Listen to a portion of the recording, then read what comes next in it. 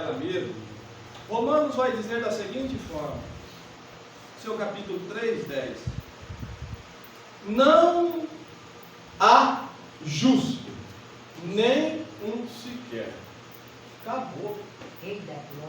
Estamos de pé aqui pela misericórdia e graça do Senhor. Mais nada. Não tem jeito. O irmão Wilson enfatizou em João capítulo 9 um tema muito interessante, que vai dizer da adúltera.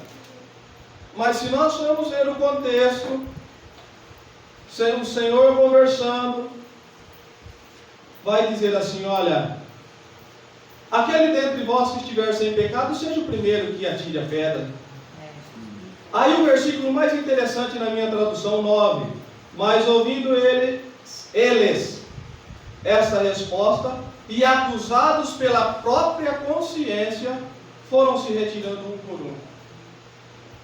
A consciência, irmãos, é a divisão da alma e do espírito. A consciência é aquela parte do espírito que vai dizer para a sua alma, olha, você está fazendo coisa errada, isso não está certo. E no versículo seguinte, no 12, de novo Jesus lhe falava dizendo, eu sou a luz do mundo, quem me segue não andará nas trevas, pelo contrário, terá a luz da vida. Esta luz, irmãos, penetrou na consciência daqueles acusadores, dizendo que vocês também são pecadores, abandona a pedra. Todos que se levantam para acusar quem quer que seja, se tiver a luz de Cristo na consciência, ele tem que largar a pedra. Isso é um fato. Os irmãos podem estudar o caso, mas esse não é o meu texto. Vamos na palavra do Senhor, no capítulo 13 de Atos. O Senhor já confirmou essa palavra de várias maneiras. Que diz assim, Atos capítulo 13, versículo, vou ler o 21 e o 22. Então eles pediram um rei, e Deus lhe deparou Saul, filho de Quis, da tribo de Benjamim, e isto pelo espaço de 40 anos. O 22, e tendo tirado este, Saul, levantou-lhes o rei Davi, do qual também dando testemunho disse, achei Davi, filho de Jessé, homem segundo o meu coração, que fará toda a minha vontade. Irmãos, eu terei que entrar no contexto do Antigo Testamento, e aqui também uso um termo que foi bem apurado pelo nosso irmão Benedito, a respeito das duas testemunhas, que ele vai dizer no seu texto, ou na sua explicação, que as duas testemunhas são o Novo e o Velho Testamento. Sendo assim, o Novo e o Velho Testamento, eu faço uma pergunta, não para a igreja responder, mas uma pergunta que não está na Bíblia, mas para que nós entendam a necessidade do Novo Testamento. Apocalipse capítulo 21 vai dizer assim, olha, e vi novo céu e nova terra. Pedro explica perfeitamente isso, esse novo céu e essa nova terra, pois o primeiro céu e a primeira terra passaram, e o mar já não existe. Agora vamos perguntar, por que o mar não existe, irmãos? Ou melhor, por que o mar já não existe? Você vai entender isso, irmãos, no primeiro capítulo de Gênesis, o motivo que o mar não existe. O nosso irmão Wilson enfatiza muitas das vezes que coisa contaminada nenhuma entrará na Nova Jerusalém. E se você estudar o capítulo 1 de Gênesis, o seu versículo 9 vai dizer assim, disse também Deus, ajunte-se as águas debaixo do céu num só lugar e apareça a porção seca. Você sabe por que o mar não existe? Porque essas águas que o Senhor ajuntou num só lugar, era a água de julgamento, a qual o Espírito pairava sobre ela e dizia, sobre a face do abismo. Ou melhor, ele estava sobre a face do abismo. Então nem essa água que foi julgado, o povo, ou melhor, a criação, a primeira criação, não vai entrar nessa nova terra, irmãos. Você acha que é brincadeira o negócio? Nenhum mar que está contaminado pelo julgamento do Eterno, no Gênesis capítulo 1, 9, lê o texto. Ele não vai fazer parte dessa nova cidade. Então, irmãos, nós temos que nos preocupar muito mais conosco, deixar essas questões que não vão nos levar a lugar nenhum de lado, glorificando o nome do Senhor pela bondade que Ele tem nos concedido de nos chamar nesta graça, e receber esta misericórdia do Senhor, abraçando com as nossas dificuldades, com os nossos problemas, com os atritos, convivendo e esperando com confiança no Senhor, irmãos. Só o Senhor pode nos ajudar. E por que Israel pede um rei, irmãos? Por que Israel pede um rei? Eu vou explicar para os irmãos com um pouco de paciência, irmãos, que eu quero deixar bem claro, glorificado ao nome do Senhor, pela palavra também da serva do Senhor, no livro de Ruth, que Deus continue abençoando a fidelidade, dessa santa e bendita palavra. Glória a Deus. Aleluia. Glória ao nome do Senhor. Então, irmãos, Israel pede um rei. Por que motivo? Isso vai chegar para mim e para você, irmãos. Vai ter um momento que as pessoas vão se enjoar do nosso falar, do nosso jeito de ser, da nossa maneira de se comportar.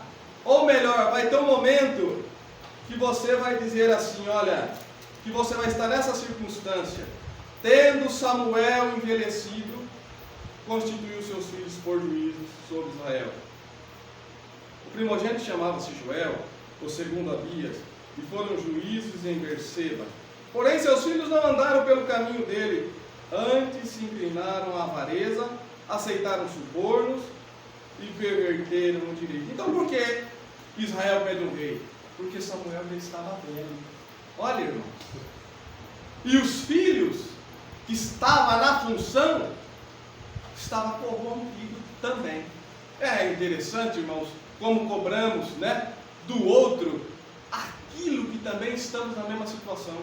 Israel estava, irmãos, como os irmãos têm notado que quando Israel não estava com a liderança, eles também se corrompiam. A irmã notificou, detalhou esse procedimento do povo de Israel. E aí, irmão, nessa situação vem à memória deles a necessidade de um rei, Samuel velho. Então o texto vai dizer da seguinte forma: e esses queriam um rei, porque as demais nações também tinham. E Samuel, conversando com o Senhor fala: olha, atende a voz do povo. E é interessante que nesse contexto da necessidade de um rei, que Israel estava à procura, as jumentas do pai de Saul se extraviaram. É interessante esse texto. Os irmãos notam que o irmão Armando, no livro de Tito, no seu capítulo 3, nós todos estávamos de que forma? Extraviados.